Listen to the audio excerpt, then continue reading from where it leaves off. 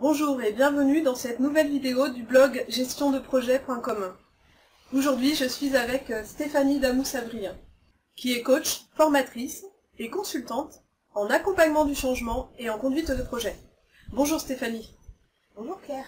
Alors, peux-tu Stéphanie nous présenter vraiment les jalons importants de ton parcours professionnel, vraiment partager les moments clés de ce parcours avec les spectateurs du blog. D'accord. Donc je m'appelle Stéphanie Damoussabri, j'ai 37 ans, je suis maman d'un petit garçon de 3 ans, et puis effectivement mon quotidien c'est d'accompagner les personnes, les organisations, donc au niveau individuel et collectif, autour des changements qu'ils peuvent vivre. Je suis passionnée par vraiment les relations humaines et le fonctionnement humain, depuis très longtemps déjà. Et dès le début de mes études, d'ailleurs, il y a une quinzaine d'années, quand j'ai choisi de suivre une formation en école de commerce, j'ai tout de suite choisi également une filière qui s'appelait Conseil et Management des Hommes, parce que je voulais me concentrer sur l'aspect humain en entreprise. Et je me suis aussi formée à l'époque en psychologie et en morphopsychologie, parce que je m'intéressais à ces choses-là. Et alors après ton école de commerce, est-ce que tu as fait un cursus à l'étranger? Oui, donc après l'école de commerce, j'ai fait un MBA aux États-Unis et j'ai choisi ensuite de m'orienter vers le conseil. D'accord. Et puis pour aborder tous ces aspects de conduite du changement. Très bien. Et alors, quand tu as commencé ta carrière, après ces études riches et passionnantes, donc quand tu as commencé ta carrière, dans quel domaine as-tu commencé par travailler? Donc au sortir de ma double formation, j'ai intégré le cabinet PricewaterhouseCoopers en 2001. Et puis on a été ensuite racheté en début 2003 par IBM, grande société de services mondialement connue. Et là j'ai intégré la partie consulting. Et donc au final c'est environ une douzaine d'années d'expérience que j'ai pu avoir dans le conseil en accompagnement du changement, où j'ai évolué en seniorité sur ce genre de missions. Donc c'était des missions d'accompagnement au niveau des réorganisations, des mises en place de systèmes d'information. Et les activités que moi je menais étaient en lien avec justement l'organisation, la formation, la communication, le pilotage de projets. De mon métier de consultante, j'ai continué mon chemin d'apprentissage et je me suis formée aussi en coaching à l'Université de Paris 2 en 2007 et puis également en PNL, la même année je me suis certifiée et je continue toujours à me former et je suis actuellement en formation aussi en médiation. Et comme vous l'aurez compris, l'aspect communication et relation entre les personnes est vraiment très important pour moi et c'est la raison pour laquelle j'ai souhaité travailler dans l'accompagnement du changement avec les gens.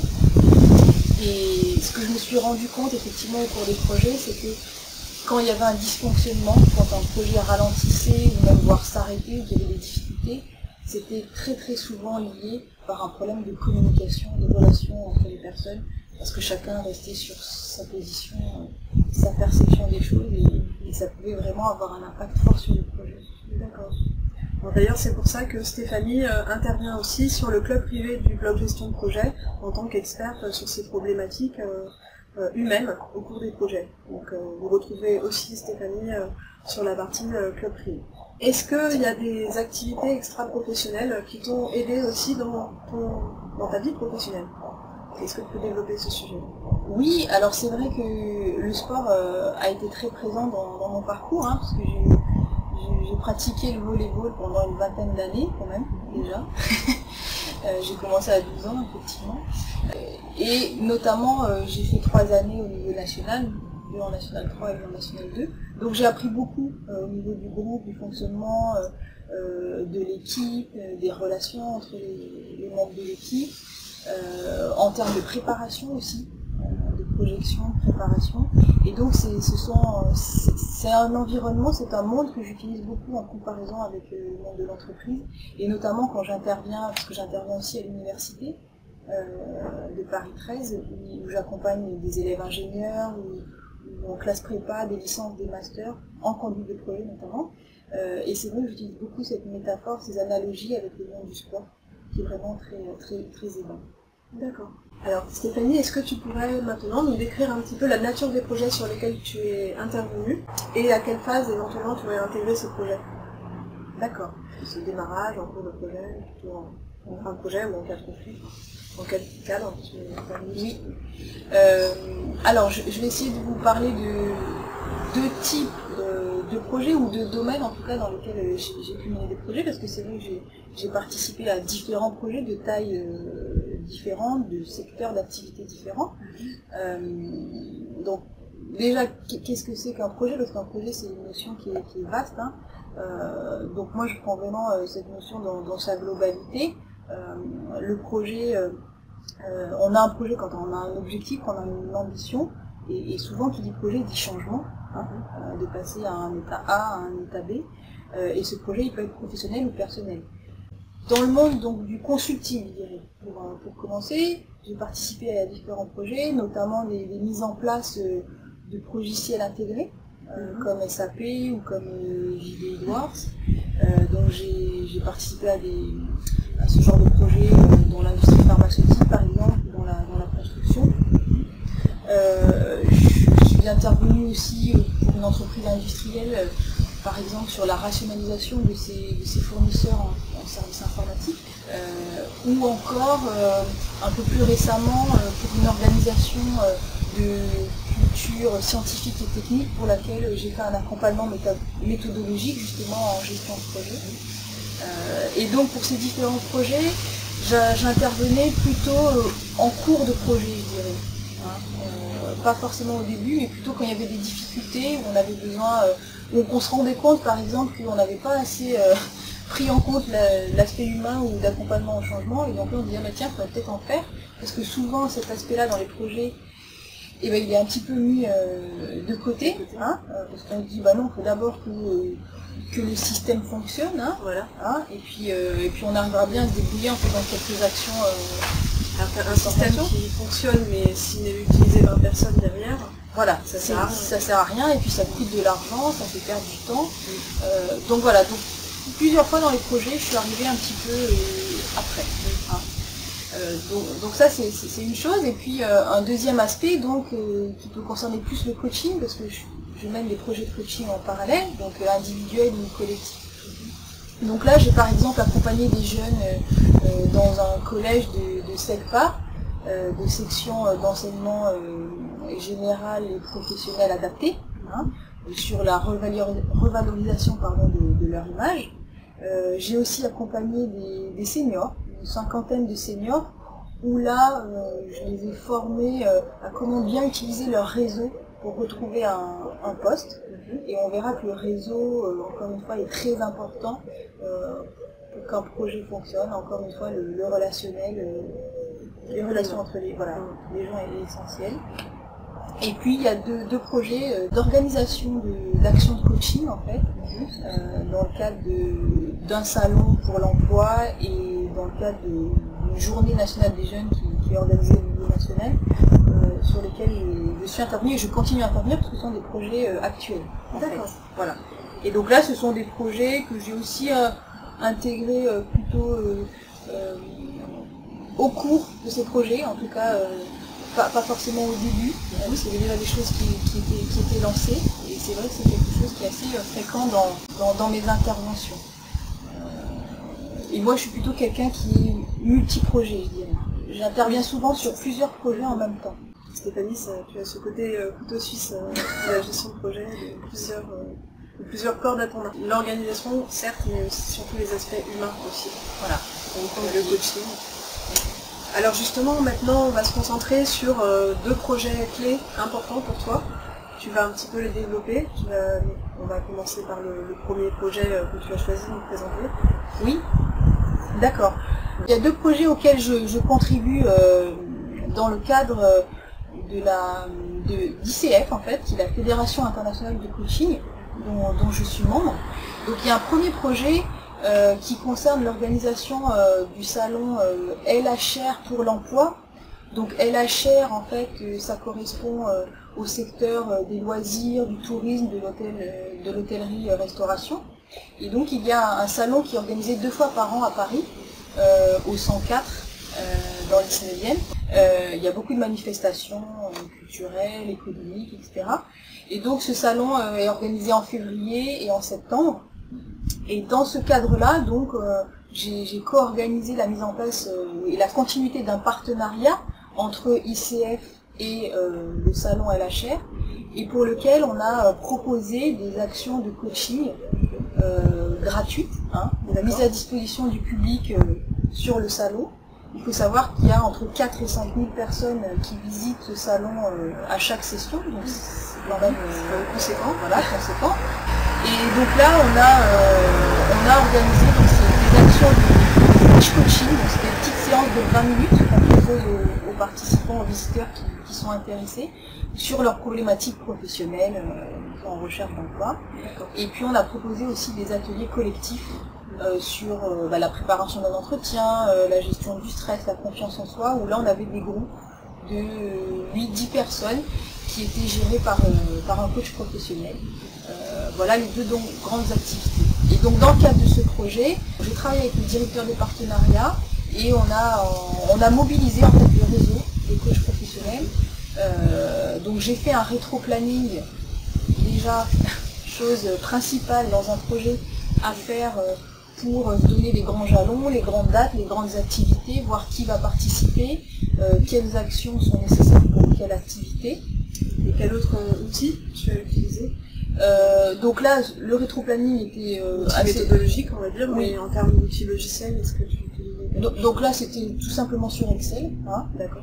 Et puis après, on utilisait, essentiellement ça, et ensuite c'était, j'ai utilisé Doodle quand même, qui est un outil bien connu, très facile d'utilisation. Très facile d'utilisation, et qui moi m'a permis justement dans mon rôle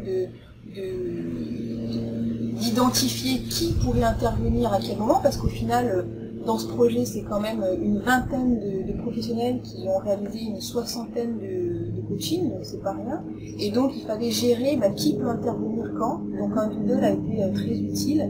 Donc Doodle, Excel, c'était vraiment des outils simples que j'ai pu utiliser. Et puis bien sûr, on a fait d'autres choses. On a fait des actions de communication, donc on a utilisé du Photoshop, du PowerPoint pour faire les supports adaptés, des affiches, des kakémonos, etc. Donc c'est une préparation qui a duré à peu près 2 mois. On a commencé décembre-janvier pour une première session fin février. Et là je suis en train de continuer à préparer la session de septembre. Donc là je suis en train de remobiliser le réseau des acteurs qui vont pouvoir intervenir. Donc re-doodle, re-rétro-planning, parce qu'il y a des choses logistiques aussi quand même, tout ce qui est lié à un événement en fait. Quand vous avez le projet d'organiser un événement, il y a la partie logistique, qui sera présent, les badges, l'accès au parking. Ça aussi dans un projet de type un peu événementiel, c'est quand même indispensable. C'est ce qui fait qu'au final ça fonctionne. Tout à fait. Ouais. Donc vraiment penser à tous les aspects pratiques pour les participants en fait. Et les intervenants et les participants. Voilà, les intervenants et les participants. Et puis c'est vrai que j'ai utilisé aussi des modes de fichiers partagés, comme pour partager des photos, ou Google encore. Je pourrais en parler un peu plus dans le deuxième projet. En tout cas, ce que déjà j'ai envie de dire là, c'est que l'idée en gestion de projet, c'est de faire simple et utiliser son bon sens. Voilà. Et il y a aussi des outils quand même numériques, technologiques aujourd'hui qui nous sont proposés via le web, qui sont quand même assez pratiques et simples d'utilisation et efficaces. Alors bon, ça c'est pour le premier projet, donc est-ce que tu peux maintenant nous parler un petit peu du deuxième projet? Oui. Alors le deuxième projet s'intitule Journée nationale des jeunes.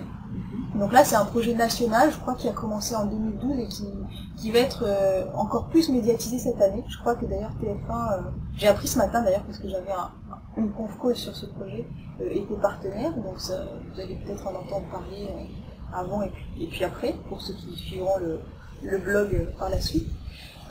Donc là, moi, je fais partie au sein d'ICF d'une commission qui s'appelle Coaching des générations futures, hein, donc accompagner voilà, les futures générations dans leur devenir. Et dans ce cadre-là, donc il y a une journée qui aura lieu le 29 novembre, qui est organisée au niveau national dans tous les établissements scolaires de France. D'accord. Sont proposées des actions, encore une fois gratuites, pour faire découvrir le monde professionnel aux élèves, aux étudiants, et pour les accompagner justement dans leur devenir. Donc dans ce cadre-là, nous, on est une équipe de 8-10 personnes, membres de cette commission, et on se mobilise en fait pour proposer des actions. Donc le projet là a démarré, je dirais, en mars. On a commencé à se concerter sur qu'est-ce qu'on allait faire.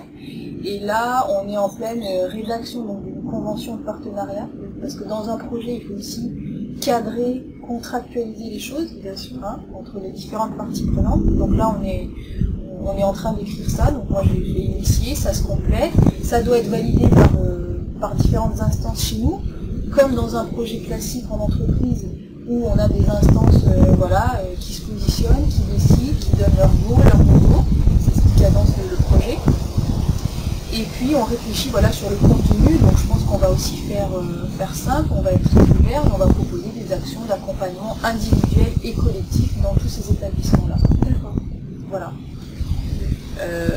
Donc là, en termes d'outils et de méthodologie, beaucoup de collaboratifs entre nous. Je vous disais que ce matin j'avais une conf call, donc on utilise des outils simples de téléconférence gratuites qu'on peut trouver sur internet. Les agendas partagés via Google, les doodles encore pour arriver à se positionner des moments ensemble, parce que c'est pas évident, surtout quand il y a des personnes qui sont dans d'autres villes. Enfin, déjà en région parisienne, pour arriver à se voir, c'est pas évident, mais quand a fortiori il y a des gens en province, il faut arriver à s'organiser. Et ça n'empêche pas aussi des moments où on se rencontre vraiment, hein, parce que le virtuel c'est bien, mais c'est pas suffisant. Mais c'est pas suffisant, voilà. Et c'est important de se revoir pour participer à différentes activités, pour mieux se connaître, sur d'autres plans d'ailleurs que forcément le projet sur lequel on travaille, pour être aussi après plus efficace. On pourra en reparler après.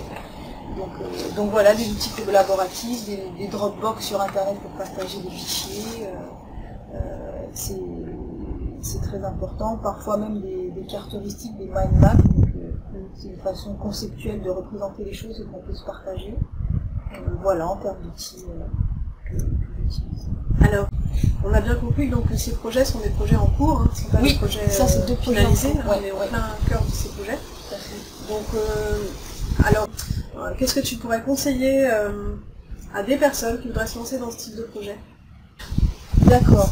Alors effectivement, ces projets, ils sont en cours. Ils ont un degré d'avancement variable.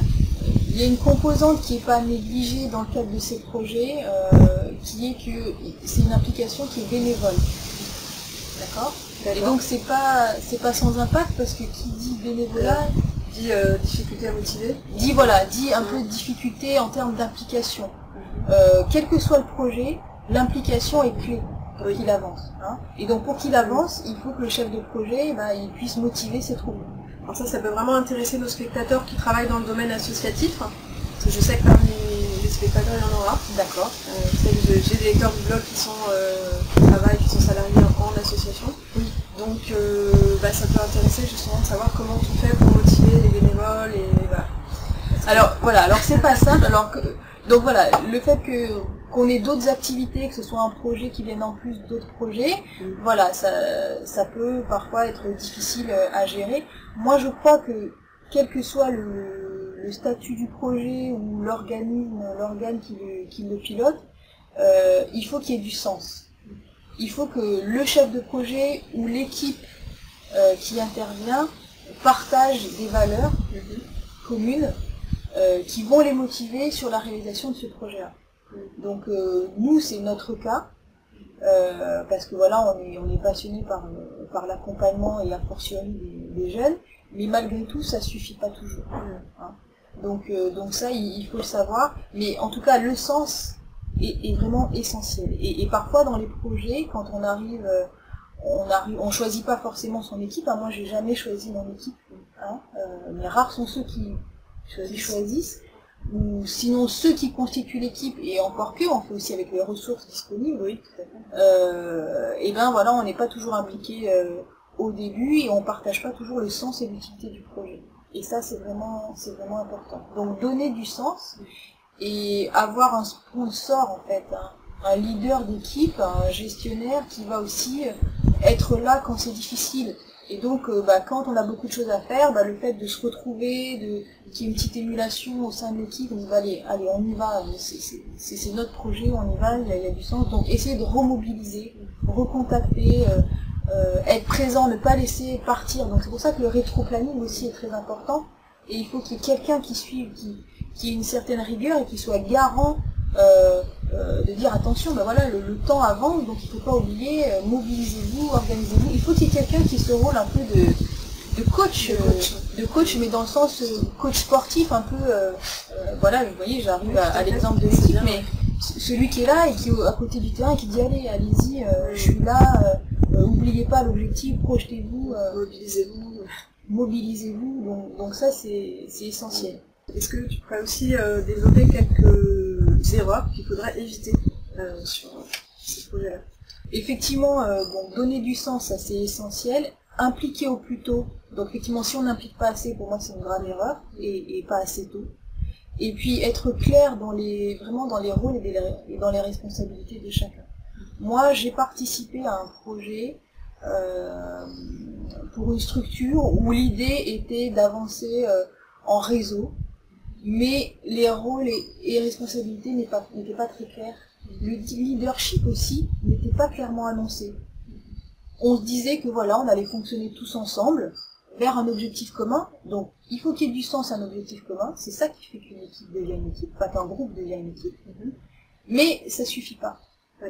Il faut donner des responsabilités et des rôles clairs. Sinon, les gens ne savent pas. Sinon, c'est l'anarchie. C'est l'anarchie. Il n'y a pas de cadre. Et l'être humain, à la base, il a besoin de sécurité, de cerveau reptilien. C'est ça, c'est d'abord asseoir une certaine sécurité, et ensuite on peut apprendre, ensuite on peut œuvrer. Et je l'ai vu encore hier, chez un client que j'accompagne au niveau individuel et d'équipe. Il n'y a pas de cadre, il n'y a pas de rôle clairement établi en termes de management, et donc les projets n'avancent pas bien. Donc vraiment, ça c'est très important. Rôle et responsabilité, qui va faire quoi, quitte à revenir, mais le cadre. Donc ça c'est très important.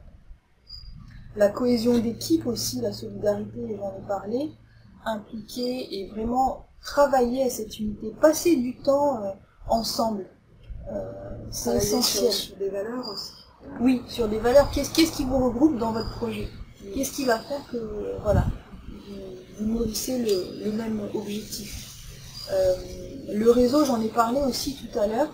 Donc ça, c'est très important, s'appuyer sur les collaborateurs, le sponsor du projet, le leader, et puis le réseau externe quand parfois c'est difficile, ou quand parfois il nous manque une ressource, où je vais trouver ma ressource?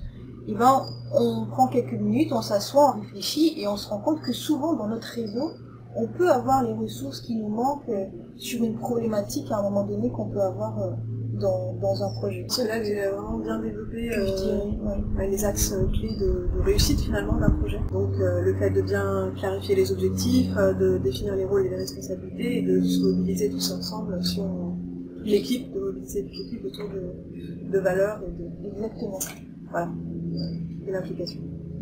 Alors, est-ce que tu pourrais, pour conclure cette belle interview, est-ce que tu pourrais, s'il te plaît Stéphanie, définir les qualités importantes qu'un chef de projet doit avoir pour réussir son projet? Oui, alors les qualités essentielles, pour moi c'est des qualités humaines, évidemment, de relation, d'écoute, vraiment écouter, être à l'attention de son équipe, l'observer et identifier, voilà, quand on sent que là il y a peut-être un petit blocage, quelque chose qui ne va pas, avoir une certaine disponibilité, et c'est difficile mais c'est indispensable, parce que au plus tôt on anticipe sur les choses qui pourraient déraper, et plus large est le champ des possibilités d'intervention. Donc l'écoute active, l'observation, la coopération, le réseau, on en a parlé, et puis aussi une certaine rigueur, parce que